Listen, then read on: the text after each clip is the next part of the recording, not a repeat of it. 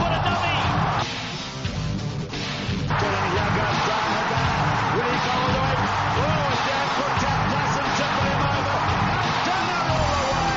Welcome back to the Fantasy Rugby Draft podcast. My name's Bruce Wilkinson. We're just picking up the second half of our Aviva Premiership review with JB and Phil. How are you, lads? Very well, thanks, Bruce. Very good, thank you, Bruce.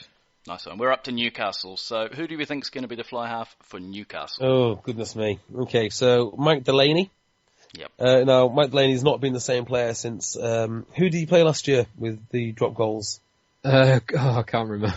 His 3 repeated failed drop goals in the same passage of play. Yeah, Mike Delaney, sadly, poor man Mike Delaney, had a game last year, and he had the chance to win the game, and Newcastle needed these points. Worcester? I think it might have been Worcester. It was that night, and he had 3 attempts in the same passage of play, and he missed every one. And afterwards, he looked like a man who'd spent 3 years on the Eastern Front.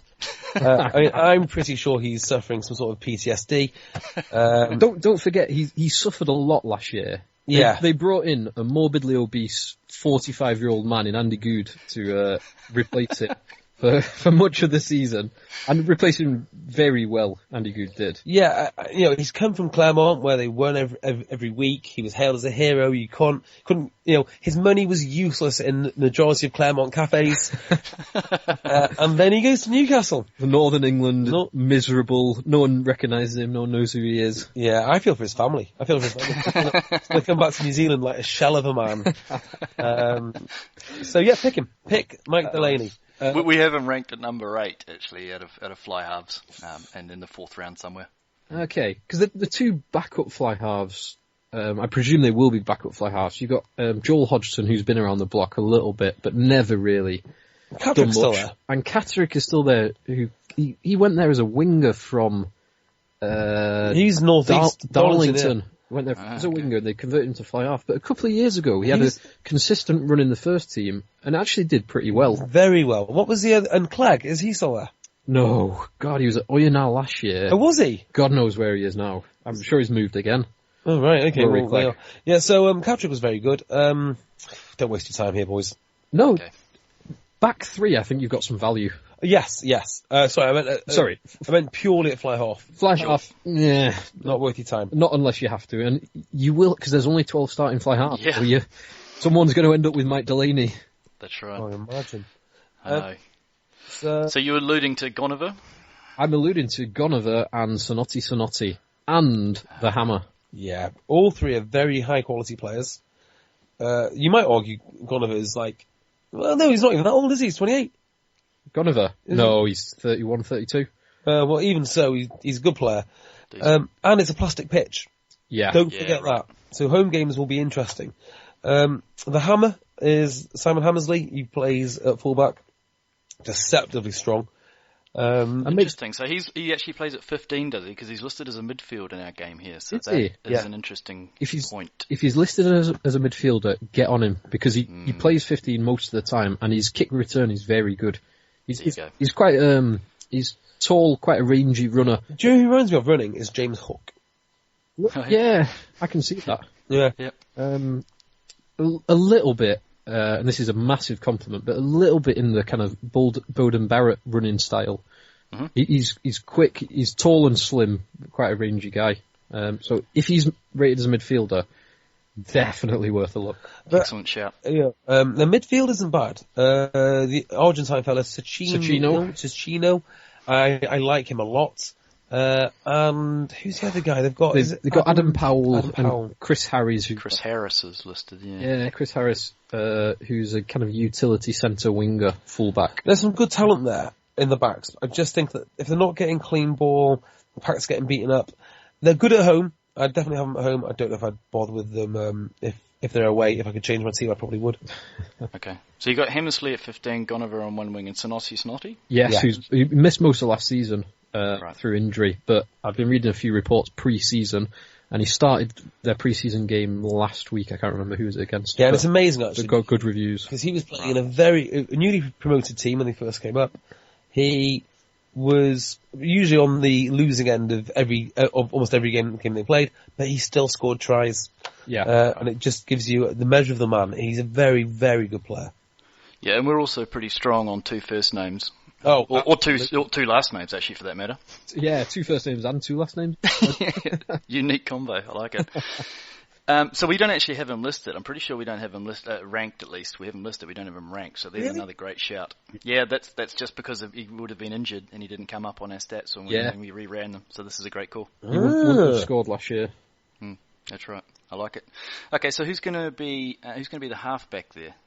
Scrum half. Mickey Young. Okay. Probably starting. He toured with the Saxons this year. He's been at Leicester in the past. He's a Newcastle lad, or he's a Hartlepool lad, I should say. He's not a bad player. He's been around a bit, hasn't he? They've also got a Tongan scrum half whose name escapes me at the moment, but sure. The 2 of them will be relatively interchangeable. Yeah, Mickey Young's been around a bit, and he's never really stamped his authority on anywhere he's been. And he's had some good clubs. He's been Leicester, he's been Bath. Yeah. Has he been anywhere else?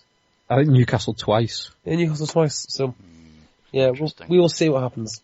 And how long's Nili Latu out? Because he looked decent last year, and he looked like, not bad. I thought it'd be an option. He's a very good example of someone who sits at the back of driving cars and pops over.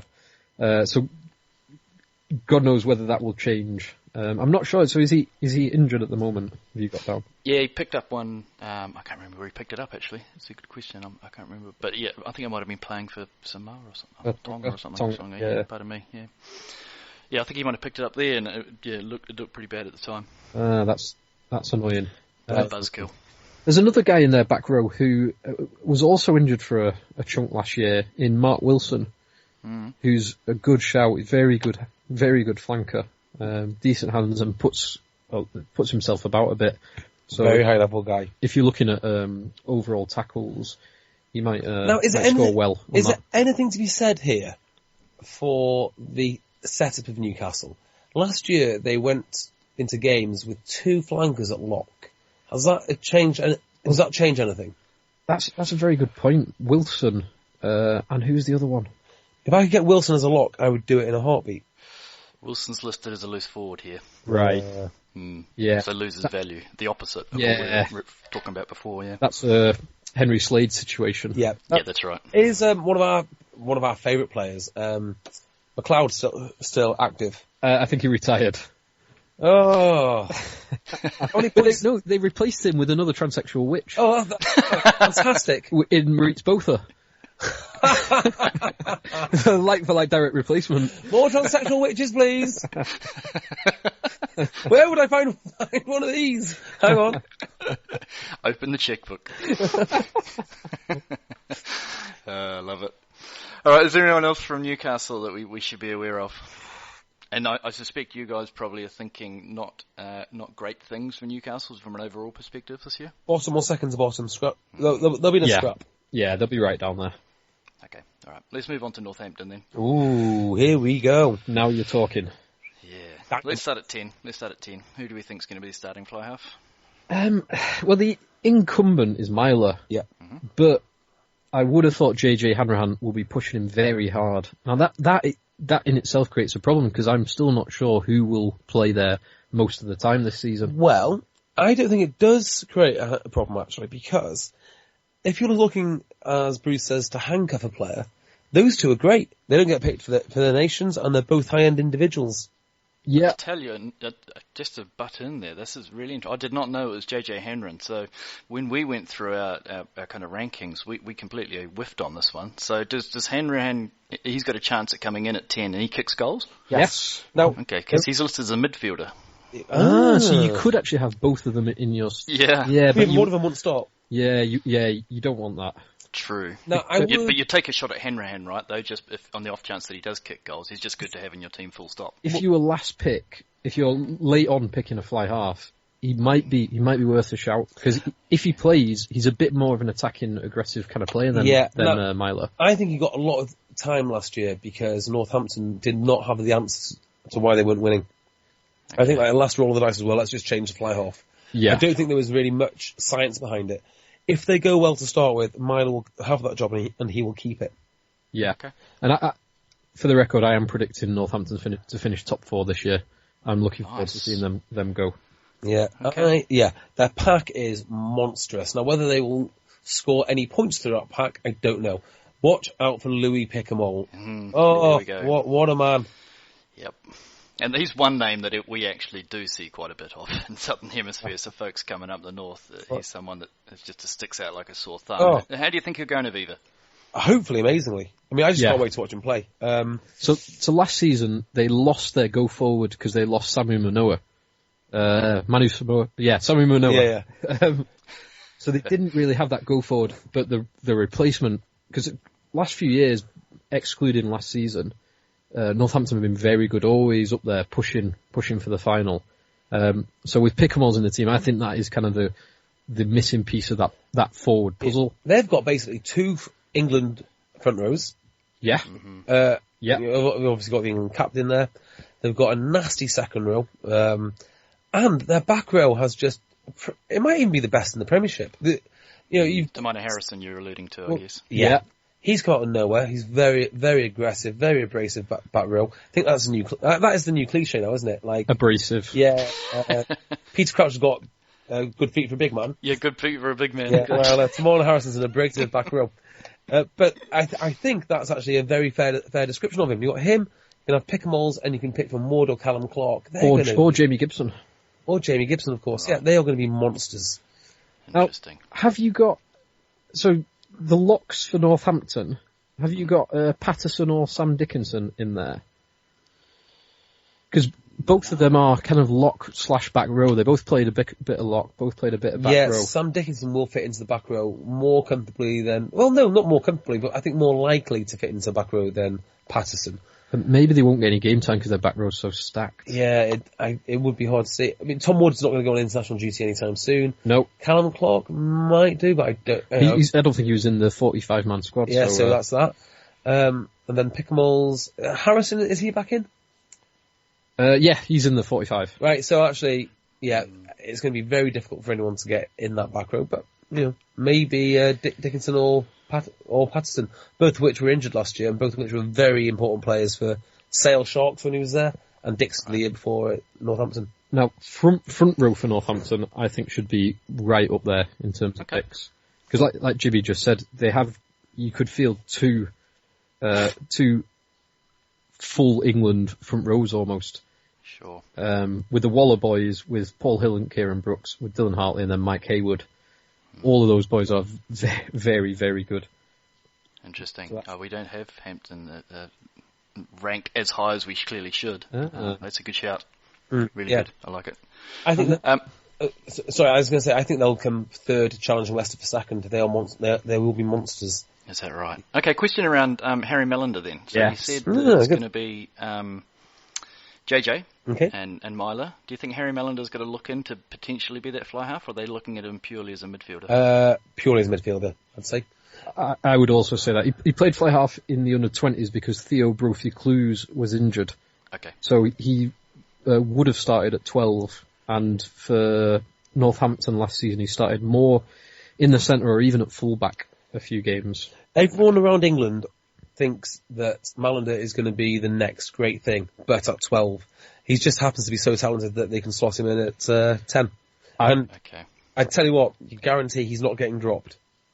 Right. Your man's the coach. Yeah. I like it. Malander as a centre is definitely worth a look. Because the kind of first choice the last few seasons have been Burrell and Peacey, but Malander does offer a lot more as a 12 than Big Luth. He seems to score a lot from my memory. I mean, there's a load of highlights of him going over for tries. I'd like to see what his points per minute. For Harry Melander, last season, decent. 12, 13. Oh, right. Isn't bad. Right up there. Because he can kick sticks as well. Okay, yeah, that was going to be my question as round as well.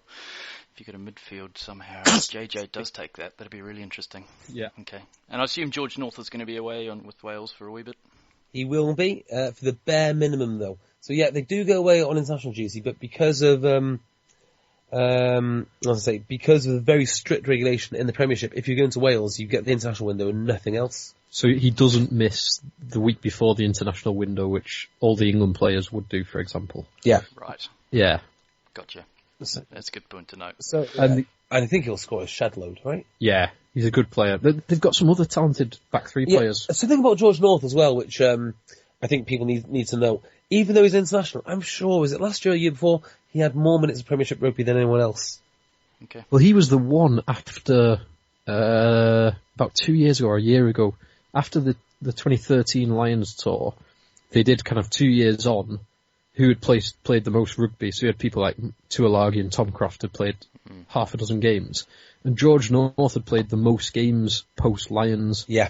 He always plays. If you want to know who's going to play, just get out a spreadsheet and look at who's getting paid the biggest money. Sure.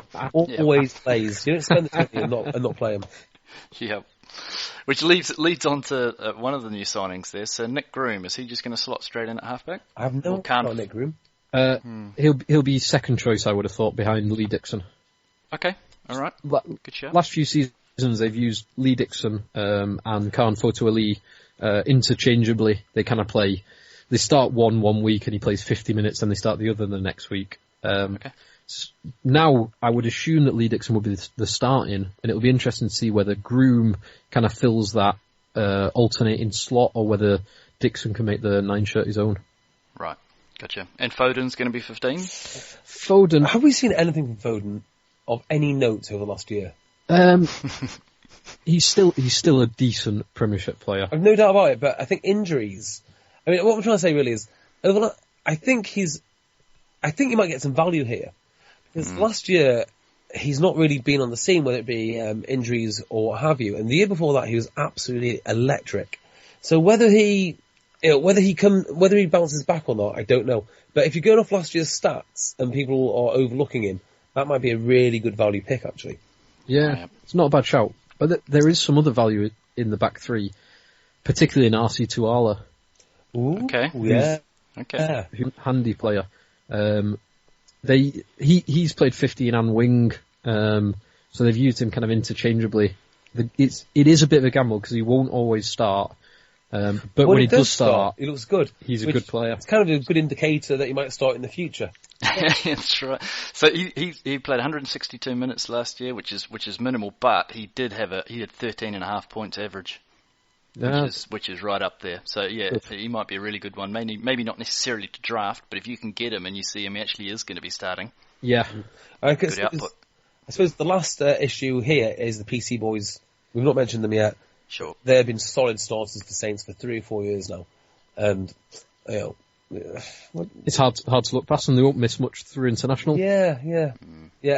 My advice: get the 2 fly halves, avoid Luth. Malander. My advice: get Malander. You reckon Malander? Yeah, right. I like it. I think he's worth. He's that good. He's worth a gamble. Yeah, and his dad's definitely. Yeah, I mean, joking aside, his dad actually will pick him. So, I like it. All right, and we think Northampton are going to go well. So I like that. There's a lot of talent in there, and it looks like there's quite a few players that we need to start re-looking, and certainly for the ranking. So that's just some great insight. Cheers, lads. Sale. Sale. Now, JB is a lot more confident in Sale than I am this year. Top 6 finish. Okay. Now, Sale play a very interesting brand of rugby. So it's very simple. They've got minimum in the way of coaches. They've got an ex-rugby league guy. You've got 2 of them. One does defence, one does attack. They've got a director of rugby who is hard as nails and does the forwards, right? So that is the whole setup. It's pretty basic, you would say.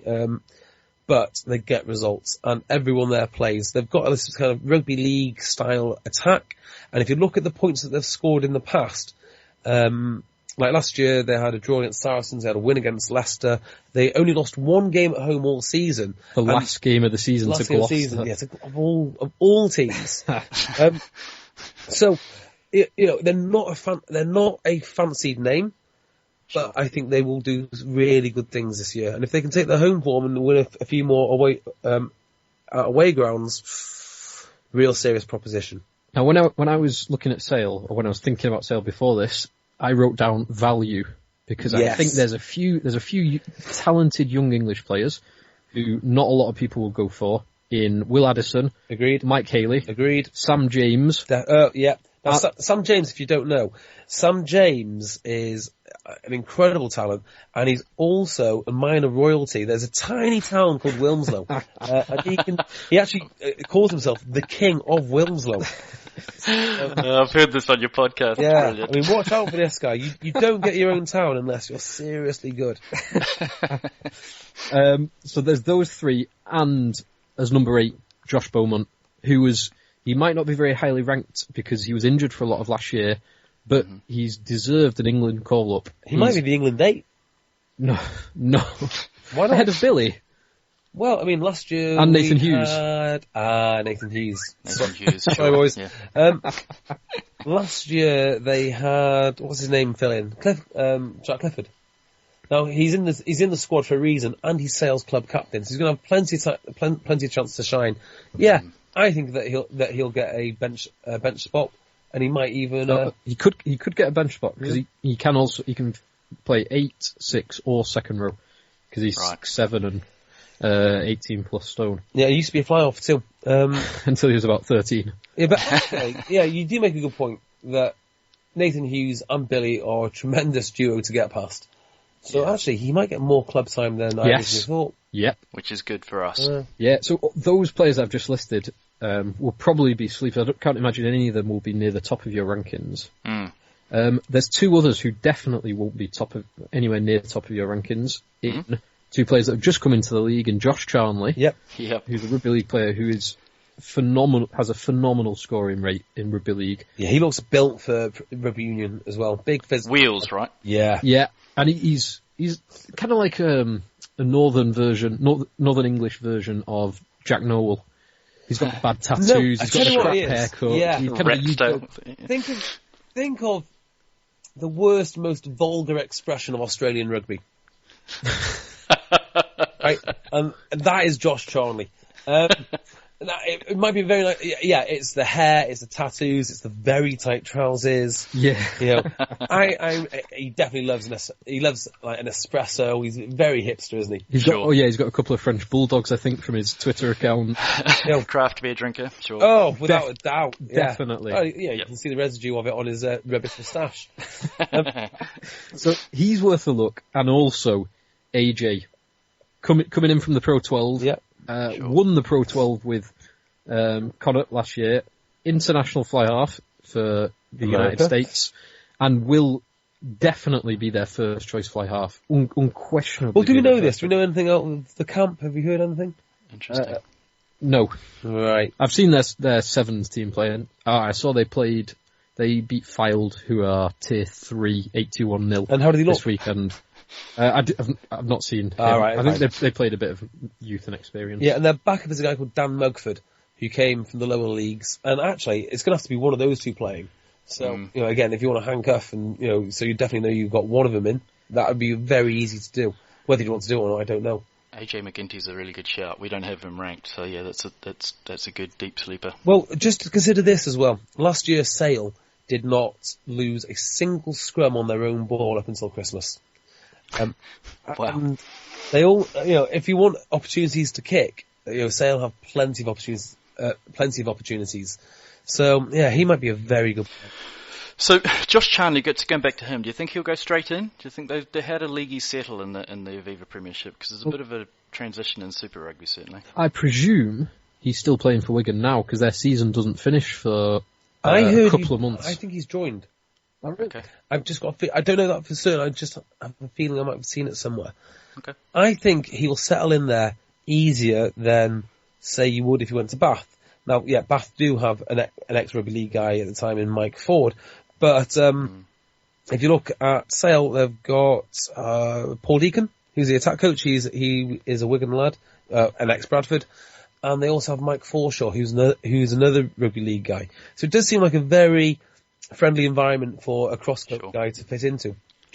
Just for clarity, Josh Charnley played on Friday night for Wigan. There we go, so he hasn't. Okay, all right. Not yet. So that is a restriction. So the rugby league season won't finish probably for 6 or 8 weeks of the Premiership season. So we'll miss a chunk of it. Yeah, the other centre options who are worth talking about are probably Leota and who's the other one? Tuitupu. Tuitupu. Yeah. Both highly rated there. Both get a lot of game time. Okay. And who's the starting outside backs, do you reckon, for the first game of the season? Haley, Addison, Another. Haley, Addison, and Nev Edwards. Nev Edwards. Oh, they've got this Paolo Adogwu. Oh yes, I saw him in the sevens. Yeah, he scored a lot of tries. Oh, this is the guy from the Tigers, yeah? Yeah, that's right. Repeat hat-tricks in the sevens. Yeah, built for him, wasn't it? He's built for the sevens game. It certainly was. Whether he'll do anything in the league is another question. Yeah, so like Nev Edwards was on fire, not literally, but was doing very well for Sale. Part of this may be because he had his old chum in Danny Cipriani playing next to him. Right. You heard the old cliche. It's like Cole and York. They've got telepathic communication, all the rest of it.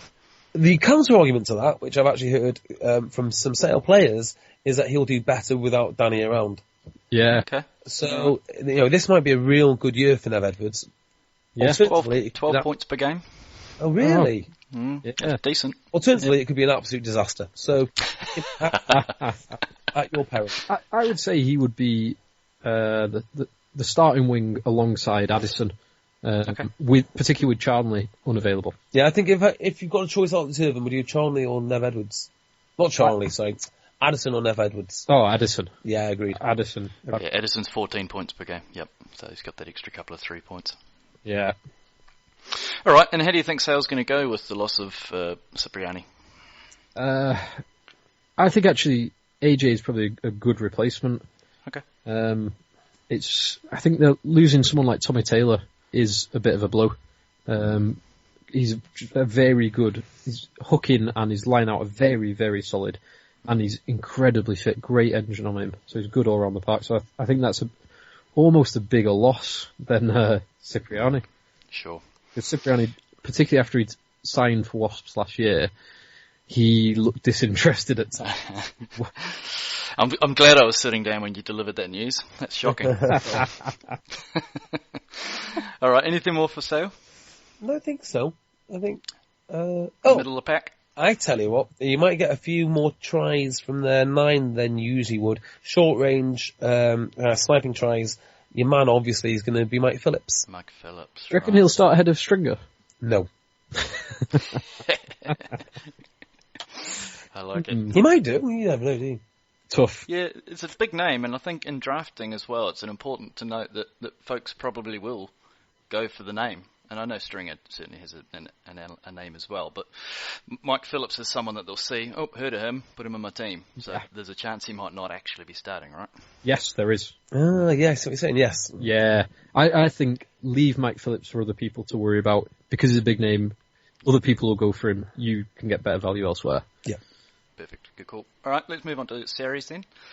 I think they have got the winger, or maybe a pair of wingers, that will do more damage than anyone else this season. There you go, said it. Straight out the blocks. Are you going with Maitland as one of them? 100%.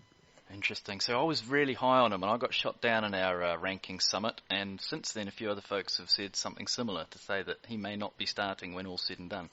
Oh, he'll start. I mean, if you watched him at London Irish last year, he was head and shoulders the best player on the field. In fact, I think he was so good, it kind of worked against him because he just simply didn't trust anyone else to give the ball to, and everything went through him. So if you're the opposition, you just watch Maitland and then you smash him.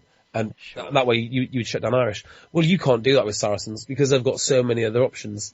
They've got Ashton on the other side. And here's the thing which makes them tick. Alex Good is maybe one of the best playmakers who's not a fly half in the Premiership. He might even be one of the best playmakers in the Premiership that is also a fly half. He comes into those wide channels and no one does a better job of putting people into space than him. So anyone playing next to him, it's on. Now with neither Good nor Ashton most likely to be in the starting 23 for England, who would you get in first? Because Ashton will score more tries, but Good will assist more and he will make more meters and probably make more clean breaks. Well, I'd go with Maitland, but that wasn't the question. Would you go Maitland ahead of those two? Yeah. Wow. Oh, hang on, would I? Wouldn't. No, I wouldn't. I wouldn't. Actually. I see what you're saying. No chance. I wouldn't pick Good unless someone emerges who is the backup to Mike Brown. Well, it's interesting because Good Unless Mike Brown is the guy. Good didn't make the 23 for any of the Australia games. Yep. And for the latter half of the Six Nations. So, Good is not firmly on Eddie Jones's radar. Well, I'll tell you the other thing which is in his favour. If he's not firmly on his radar, there's a couple of times last year when the two fly halves in Hodgson and Farrell weren't available, and who would step up but Good? Yeah. Now he also kicks. So he does also kick. Yeah, you've got the outside back who can play fly half, he kicks, he's a tremendous talent. I think he's the best all-round rugby player in the Premiership. So just to pile on there, second highest average. Is that right? Per 80 minutes, yep, at just under 22, just behind Vianu. Superb. Wow. Yeah. So there's a question though, right? So Owen Farrell, when he's away, is it going to be Alec Lozetsky, or do you think Good might actually switch into that fly half position? Well, that's the thing, isn't it? Because... And with Hodgson, it was very clear. You had, one of the English game's greatest fly halves ready to slot in. Even though he was declining, he was still a brilliant talent and knew exactly what he was doing. It isn't entirely clear that the new kid is going to be able to do that. Good will. I think they'll go for Lozowski. Okay. I think he'll slot right in when Farrell's. Why? Why do you think that? From what I've seen, I've seen him. I've seen a handful of times at Wasps, and he's good. He's a talented. He's only a young player. He's got a great turn of pace. He's a good kicker of the ball, and they trust him enough to only have two fly halves in the squad. Yeah, okay.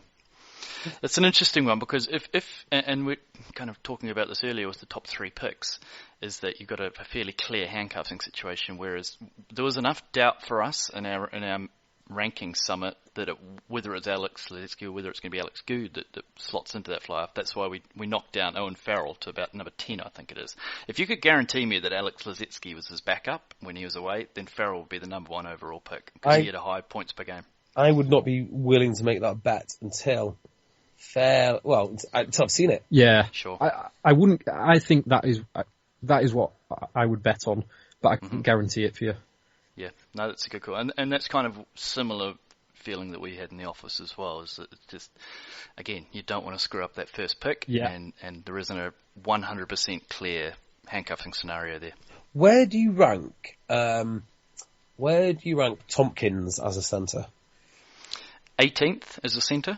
Okay. And he just picked just under 10 points a game. Yeah, he's got a good elusive rudder, good step. It might be his year. He's consistently good. I make him fourth choice centre for Saracens. Behind Barrett, Bosch, Duncan Taylor, and then Tompkins comes in. Yeah, and possibly even Wiles ahead of Tompkins. Yeah. Yeah, I'm just thinking of guys who would be completely off the radar, but could have a tremendous year. Because by all accounts, he's very talented. Well, Duncan Taylor could be one of those, although he will be away with Scotland. Yeah, true. And sure. Marcelo Bosch, because he kicks sticks. Because he kicks long-range penalties. Interesting. Might be worth a look. That's a very good shout. I think so. I guess as far as Maitland goes, right, I guess if he is successful and he is as good as we think he's going to be, then he's going to be called up for Scotland as well, right? No. Interesting. No, because, you'll know he's from your homeland. Mm-hmm. Talented guy, a little bit surly. I'm not entirely sure how that attitude goes down with Vern Cotter. Well, I say I'm not sure. I'm 100% certain that I know, actually. Yes, I think I know the answer to that as well with knowing Vern. We've heard straight from the horse's mouth. Yeah. Not Vern's mouth, Sean's mouth, that it doesn't go down too well. Okay. Good to know.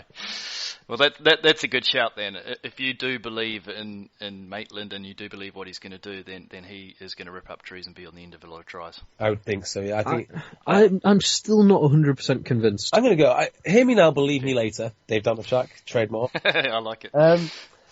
I am going to say Maitland will... In fact, I'm going to go to the bookmakers tomorrow. I'm going to make a bet on this. Maitland to be Premiership's top try scorer next year. Wow. I like it. I like the bullshit. That is bullshit. I like it. Billy Vunipola. He's in there's a tier of loose forwards. So Nathan Hughes, Waldrum, Benny Vunipola, and I'm forgetting someone that I'll come across at some point. But he's someone that even though he only got I think it was 800 minutes, and he obviously clearly is away with England, he's good enough to have in your team because he is that next tier, and he separates himself from the rest of the loose forwards. Agreed. Yeah. There was times last year for England, so a higher standard again, where he himself was carrying more meters than the whole of the rest of the England pack, including substitutes. So carrying more than 12 other blokes. Yeah. No, he looked really good against Australia. His danger strong. The work rate. When we talk about fantasy, we don't really do it in the UK because fantasy games aren't quite as big.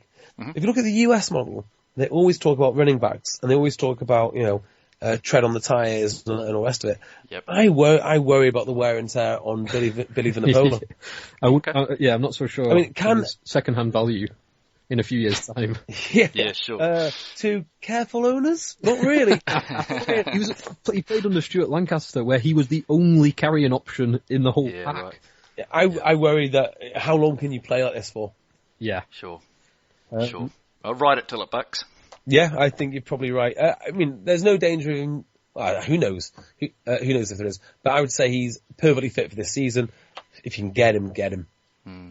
And what about Schalkberger coming in? I know there's a speaking of folks with miles on the tyre. Yeah, well, I mean, I wrote him off completely for the World Cup. I thought, what's this old bloke going to do? Against Wales, he showed in the World Cup. He showed facets to his game, and I didn't really appreciate it. I thought he was a hard worker and a bit of a helpless chicken. I was completely wrong. He was superb, and if he brings that to the Premiership, he'll be a great acquisition. Now, what I will say, what's impressed me most about his recent game is not so much his running or his physicality, it's more his handling and his intelligence. He's in the right place at the right time. Yeah, I don't know if he still does have that, the kind of game that will score highly in fantasy rugby draft. Yep. Because his handling is very good. He'll make tackles, he'll hit rucks, but he won't make 50 metres a game like Billy Vunipola.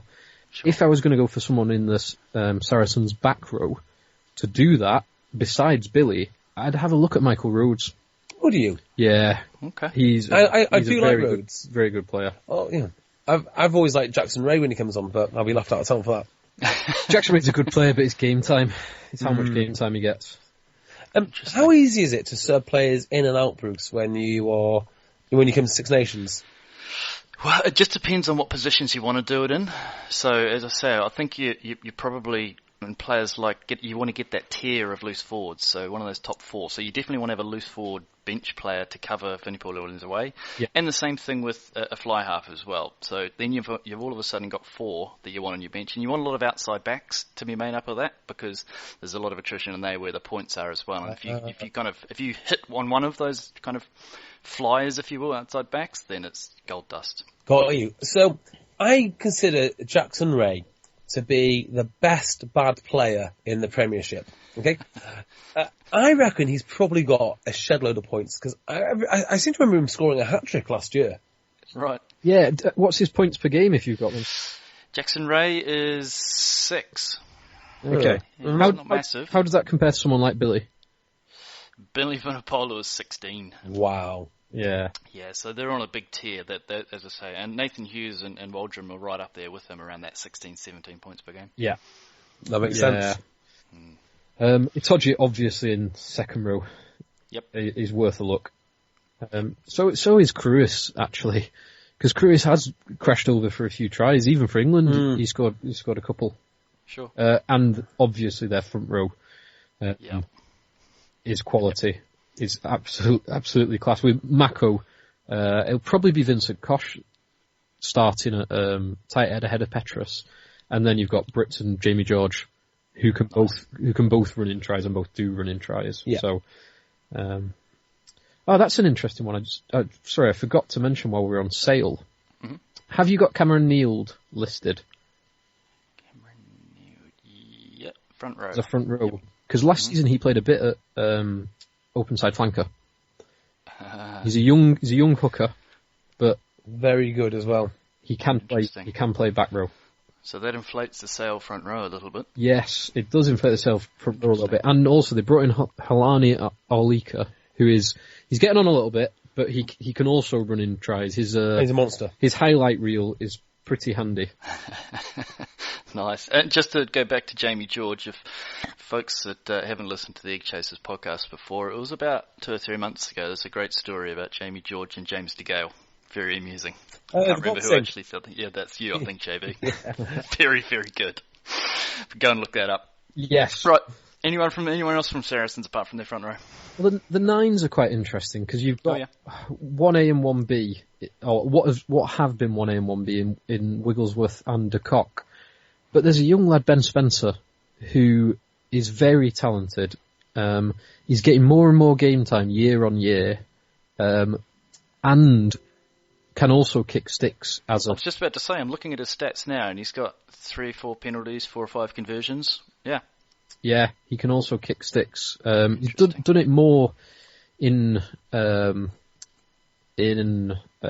Cup and that kind of stuff, but as he's getting more and more game time, you might start seeing it a bit more, so maybe worth a look.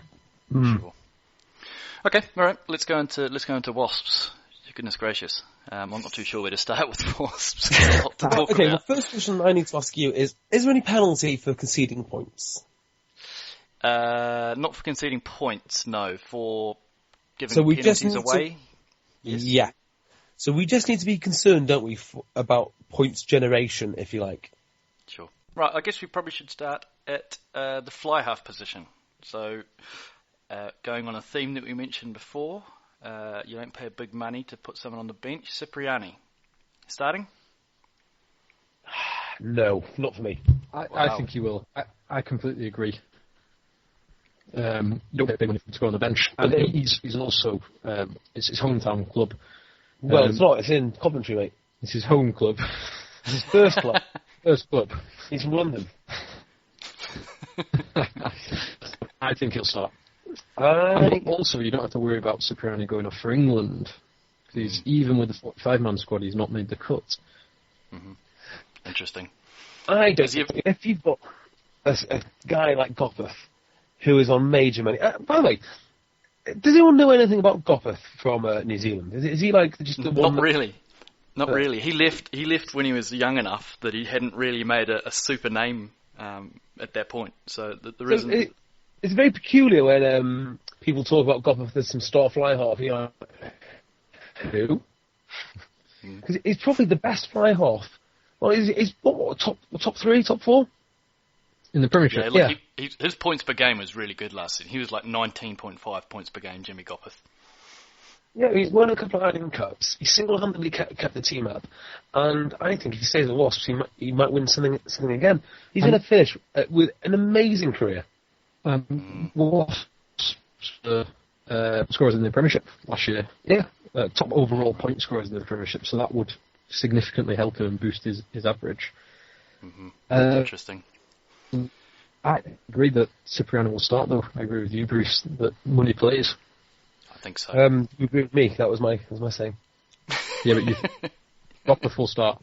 Yeah, I do think he'll start. Where's the subs in the back line? I mean, look, I've said it on my other podcast, I'll say it on this. Nobody ever watched the Melbourne Rebels and thought, I need the heart of that team immediately. True. Only Cipriani, Curtly Beale, let's throw him out there. This cannot go wrong, because it was horrible to watch. And yet, with all this... It was. That's done. We've seen it. And there's no subs there. So, I was talking to Carl Verns, who plays in Leon. I was saying, well, in between Curtly Beale and Danny Cipriani, absolutely, everyone will. So I don't think it's quite, set in stone as people think. I think Gopeth will keep his position. Interesting. Okay, all right. Inside him at halfback, Dan Robson. Goodness, I think I said Dan Nichol before, or Rob Nichol. I think I might have even said. I meant Dan Robson. He was actually a really high points per game. Good question, because Joe Simpson's been there for a while, and he's very talented. He's got England caps as well. Possibly the fastest scrum half in the English Premiership. Possibly second behind Matawalu. But Dan Robson, last season, made the number 9 shirt his own. And also, Joe Simpson missed on Rio because he was injured. And injured his shoulder. He does like a good injury.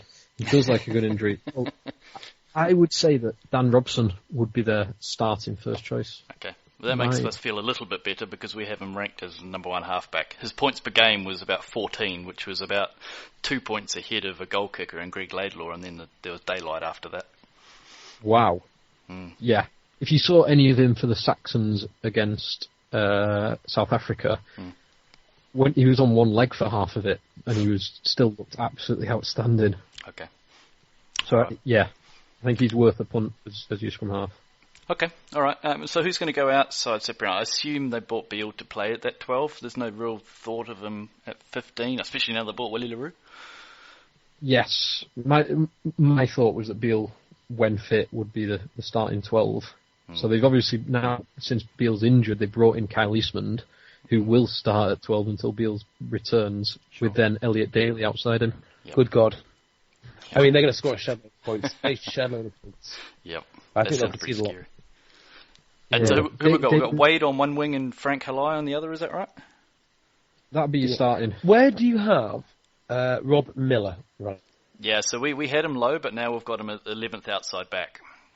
That was before the Willie LaRue news, though. Yes, I was going to say. Well, he should be highly ranked until Willie LaRue comes in. Well, do you know what? This guy was once top try scorer in the Premiership. You know, if you speak to lads that play for Wasps, they say he's almost impossible to catch, just so slippery. Really? I'd watch out for him to do good things this year. He might not be as big a name as the rest, but they certainly like him there. If he gets the game time, though, that's the problem. With all that talent, I don't think he'll get game time. Yeah, I'm not sure how Wasps are really doing this, but there's an interesting tweet that they put out from their official account that they were saying that Nick DeLuca and Willie LaRue have been individually sponsored by a certain group, and their Twitter bio was such and such, aren't just accountants, we're business experts in finance and bookkeeping. Really? Well, here's the thing, right? Not that anyone wants to hear this, but you can't pay a player unless it's through PAYE through the club. You can't just have a third. It's almost impossible. You need to be audited at the end of the year, and if Wasps are doing that, that'd be very, very silly. I can't imagine they are. I just can't. No, I can't. Because it is now so strict. Yeah, there was allegations a few years ago, but they've really clamped down on it. And it does kind of make sense when you look at their pack. Their pack is a little bit lighter than some of the other teams. So they've clearly spent the majority of their money on their back line. But I tell you what, the pack is very mobile. And Bradley Davis going in is big. Matt Simmons, have you spoke about him? If he gets back to his galloping best, he could be worth some consideration. Okay. Well, I think there's someone more important than Matt Simmons. Gaskell. Yep. As a lock. Right. Have you ever watched Gaskell play? Nope. Go on. Rapid. Really? Absolutely rapid. So, in fact, if you look up his highlights, he scored a try against Toulouse from the halfway. And that's from the side of a scrum. Ball popped up, picked it up, sprinted. I seem to remember him scoring for the Saxons from about the halfway in the Churchill Cup one year as well. Yeah, he can really move. Yeah, and I don't think he played as much last year, so interesting. He might be under the radar. Yeah, for Sale he was captain and he played 8. So, you could get a second row there who could be in the back row. I like it. And Nathan Hughes, is he going to come into that squad now that Haskell's got that injury? And would he have come in anyway? Yeah, you'd be mad not to pick Nathan Hughes. Yeah, Nathan Hughes. I don't know how they play them both, though. Not that anyone cares for drafting purposes. But Nathan Hughes and Billy. Yeah. Well, Eddie Jones has talked about Nathan Hughes as a 6. That would be madness. Directly name-checked him as a 6. So that would be interesting. Yeah, okay. Have you got Ashley Johnson as a front row? Yep. Yeah, because the front row is quite interesting. Because you've got Matt Mullen, who's very good. Unbelievable engine on him. Mm-hmm. Ashley Johnson is a very mobile hooker, kind of back row historically. Yeah. And they've also brought in an Irish prop, Marty Moore. So their front row might not actually be... that'd be good. Their starting front row is good. And they might actually pick up a few tries here and there. And obviously you've got Tommy Taylor, who I mentioned before, who's also very mobile. So what's front row not too bad. Yeah, so overall, looking to have some points in that team. It's a fantasy dream. Yeah. Now, I just want to touch on Christian Wade for a second. Mm-hmm. Because I guess he's one of the highest ranked outside backs. He is, yeah. So we've got him at 6th, and I actually want to push him up. I just have to get sign off from the rest of the folks. I would temper it a little bit. Okay. Because most of his tries came in one game. So last season he scored he scored 12 tries, 6 of which were in a single game. Sure. So if you spread the other 6 tries across the remaining 21 games of the season, it's not a particularly good rate. And I'm not so sure about his positioning and his meters made and that kind of stuff. I don't think you need to worry about his positioning though, do you? Well, you do, because if he wants to be receiving the ball... On attack, you mean? No, in defence. If you want to be making meters, you want the cheap meters when you return a kick. Yeah. I think he's there. I don't think he should be as highly ranked. He'll be one of the I first don't think picks. he should be as highly ranked. I agree with that, but I think he's stretching it. So why would you not have him as highly ranked? What's your logic? No, I think I would. The only thing... No, you would or you wouldn't? Yeah, no, I would have him highly ranked. And I think you just said you wouldn't have him as highly ranked. No. I'm disagreeing with what you just said, mate. You're disagreeing with yourself. Wait. I'm disagreeing with you when you said you are really concerned about his defensive positioning. I said you don't need to consider that, because you don't. I would say he will pick up a shitload of points providing he's not injured. That's the only knock on his season last year, was his injuries. He doesn't get injured. I think he makes the England team. No chance. Okay. He's not in the 45-man squad. Yeah, but again, I don't think he's had enough time last year to prove himself.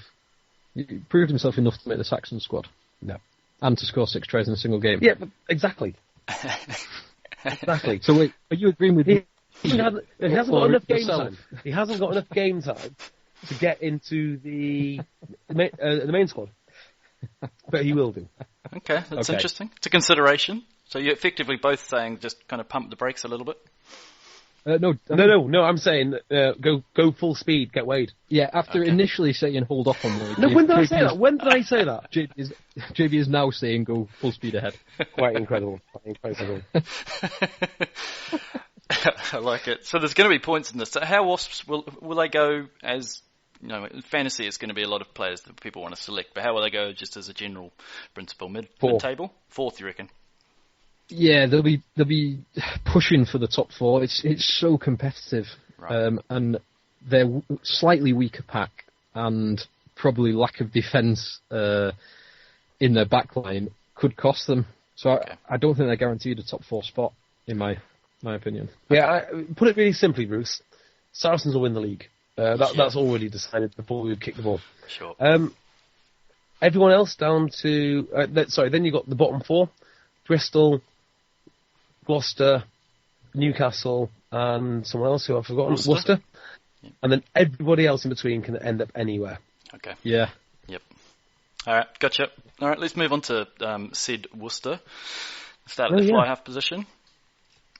Who's that going to be? Don't get him. No, it's going to be Heathcote. Okay. Heathcote will start. Heathcote's kicking percentages are not great. Right. Would you go Heathcote or Stephen Myler in that kind of low, kind of 8 through 12 kind of area? What, in terms of picking for your draft team? I would pick Myler over Heathcote every day of the week. Yeah, 100%. Okay. Winning close. 100%. Does Hugod kick?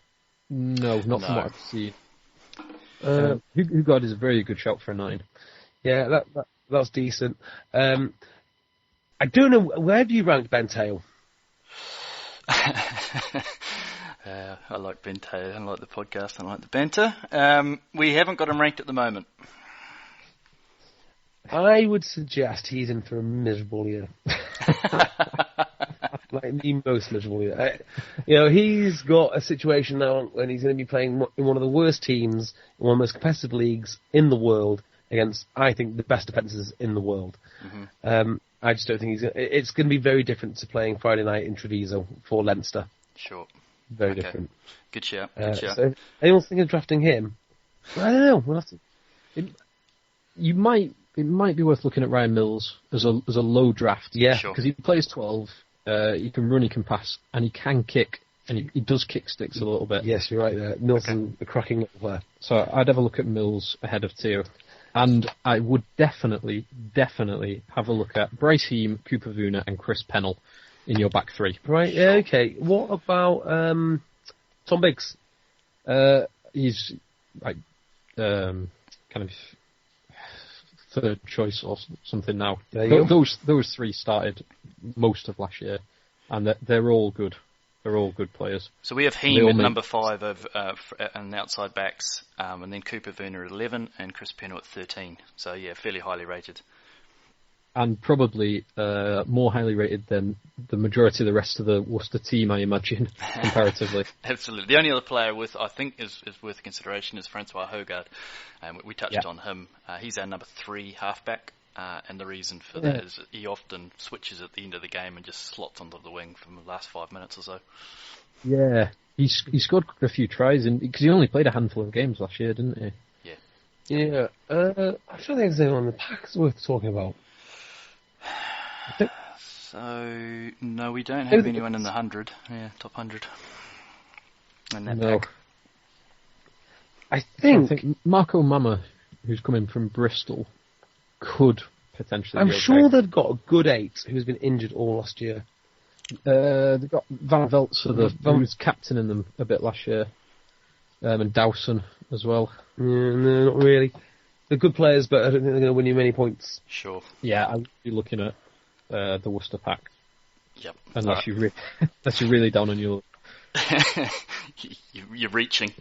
Yeah. So Worcester, we've already said that we think they're potentially not going to have the greatest season outside of those players. So you think bottom 4, they're in that kind of fight down there? Yeah, I think it'll be one of these comparatively good seasons.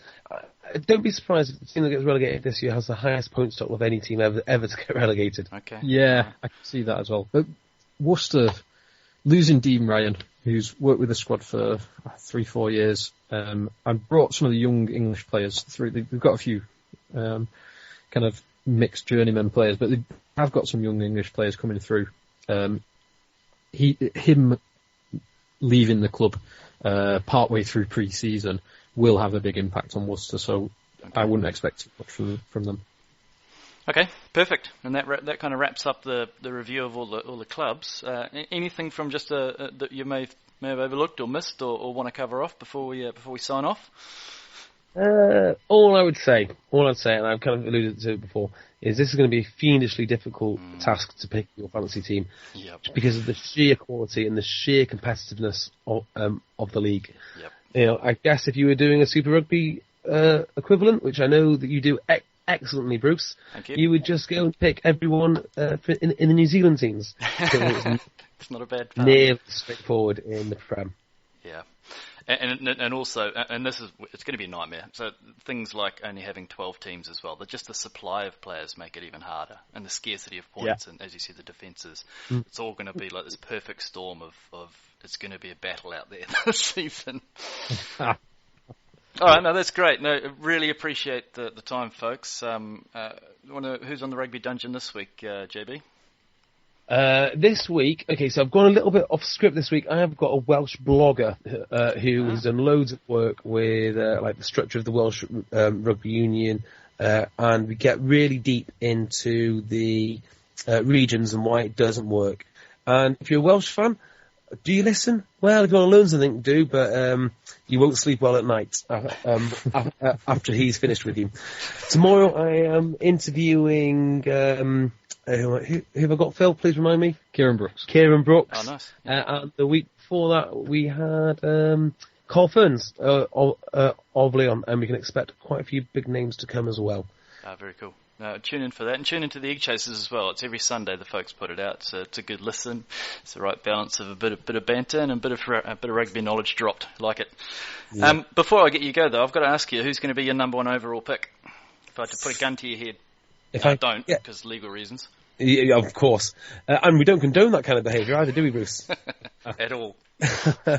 My first pick, if I could have him, would be Alex Good. Nice. I like it. So with Alex Good not kicking, I'd go for a fly half, and I probably would go for Owen Farrell. Nice. As long as you can get a reasonable backup behind him. I like it. No, thanks, lads. That's great. A little bit of admin. You can follow us on Twitter at Fantasy Rugby Draft, at Fantasy Rugby Draft, or drop us a note at support@fantasyrugbydraft.com. What are your Twitter handles, lads, or what do you go off? We've got at Is it just Rugby Podcast? At Rugby Podcast is the Egg Chasers account. Rugby Dungeon is the Rugby Dungeon. Or if you want something a little bit more political, you can go at J Beardmore. Perfect. Love your work. Cheers, lads. Cheers, Bruce. Thanks for downloading and listening. I'm Bruce Wilkinson. El Tiro Pido. What a pass here by Christian Cullen. Plenty of support and what a dummy.